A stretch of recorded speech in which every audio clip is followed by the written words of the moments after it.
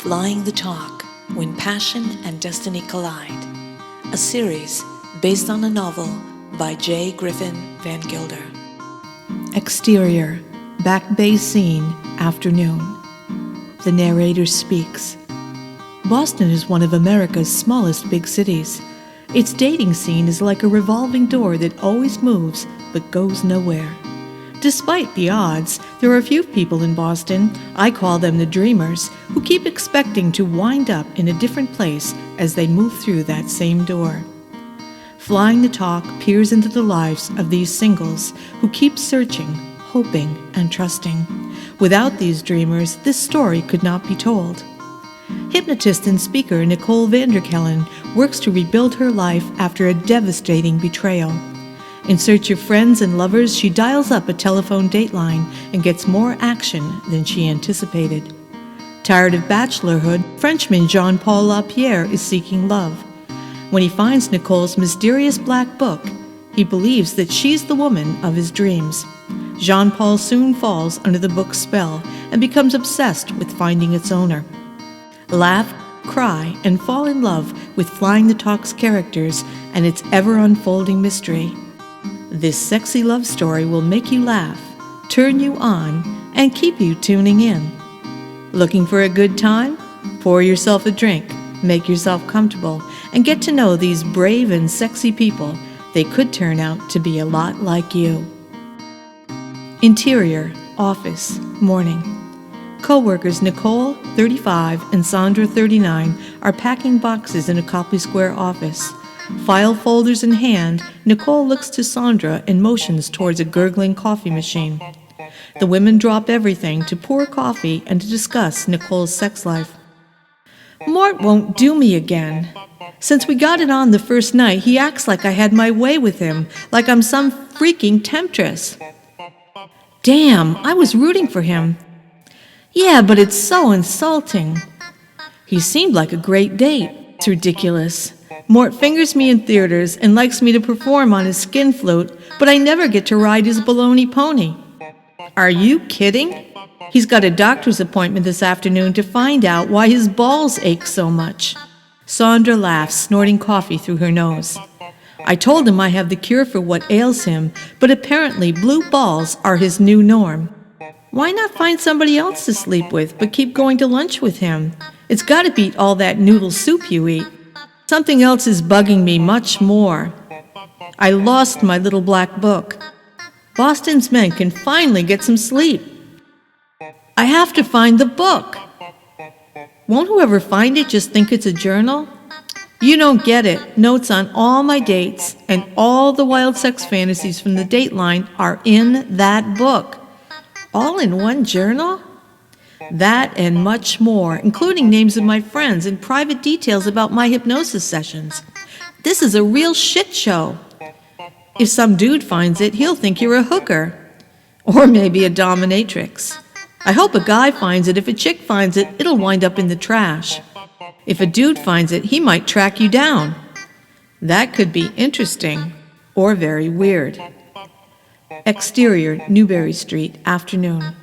As snow blankets the city of Boston, two lonely singles trudge towards the Cheek Chow Bella restaurant to meet.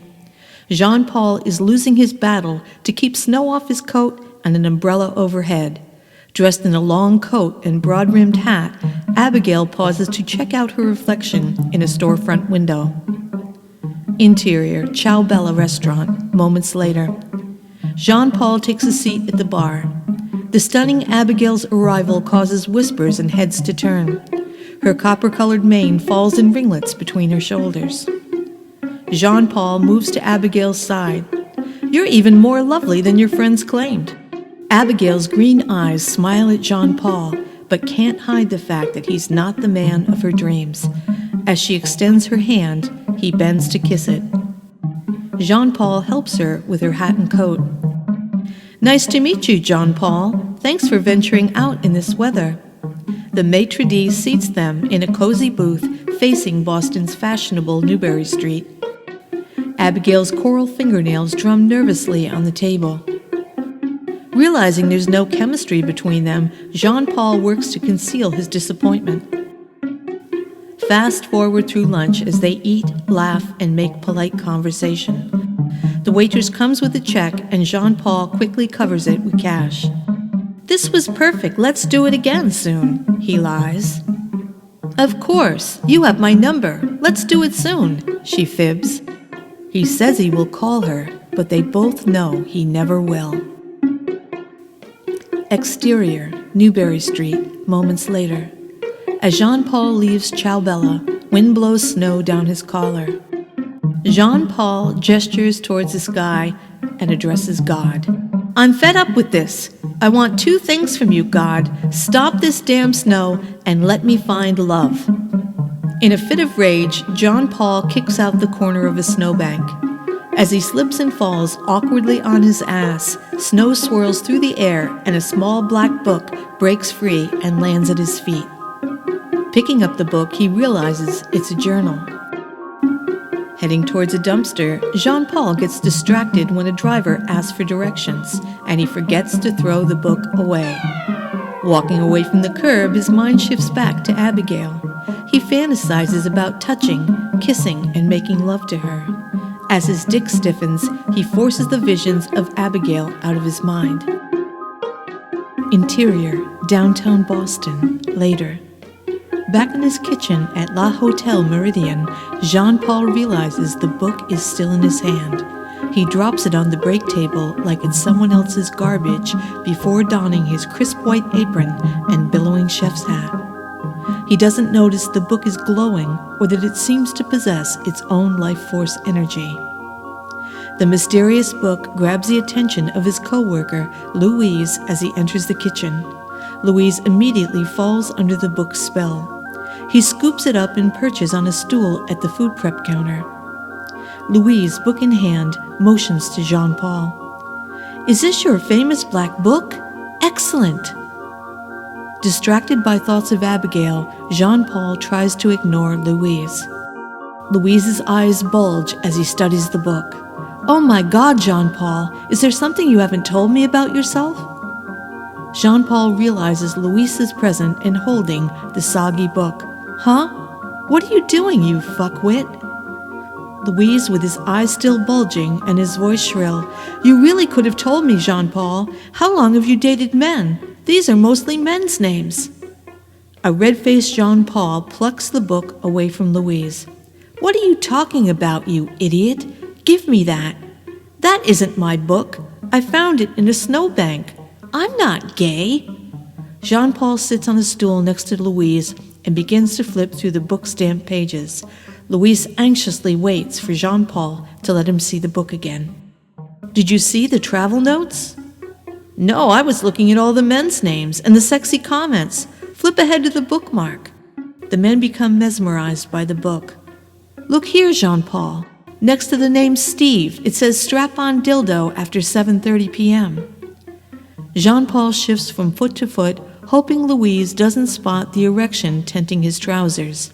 Louise, seeming taller, speaks through puckered lips. "Here's a wild one. Dick, doctor-patient fantasy with rectal temperatures and enemas. My butt waters just reading this." Jean-Paul moves about, trying to appear unaffected by the book's contents. "Don't be crass. You must misunderstand what you're reading." Louise continues commenting on the book. "This lady must make plenty of pastry dough.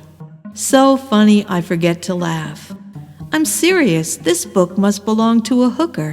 Imagine the reward for its return. We could get the clap just from reading it." Jean-Paul tries to redirect Louise away from the book. "Don't you have tables to bus?" "Not yet. I have 10 more minutes." "Bus yourself out of here then. I have work to do, and you are a sorry distraction." Louise reluctantly heads to the door. "Okay, I'll go. Sorry, Mademoiselle Jean-Marie. I didn't know you're on your period." Jean-Paul continues perusing the little black book. Instead of reading X-rated pages, he flips to the pages of poetry. The camera zooms in on Jean-Paul and the book. As he pores over the book, he imagines he can hear its owner reading to him. "She sits upon the edge of despair.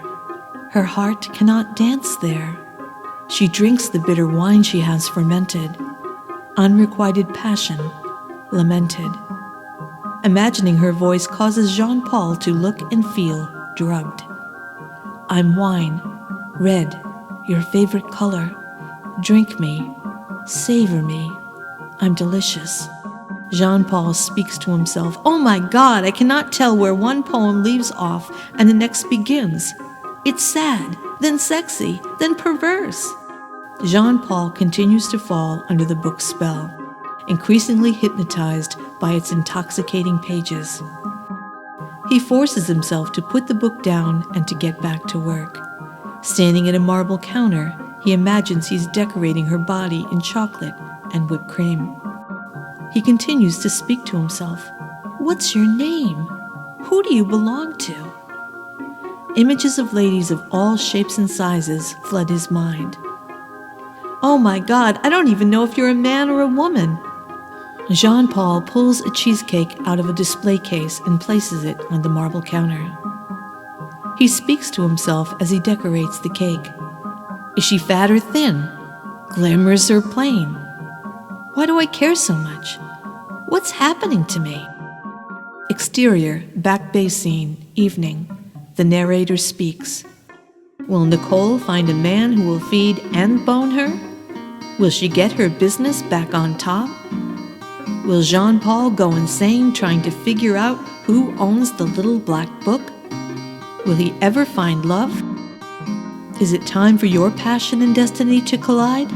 Stay tuned and let Flying the Talks mystery turn you on, warm your heart, and light you up with hope.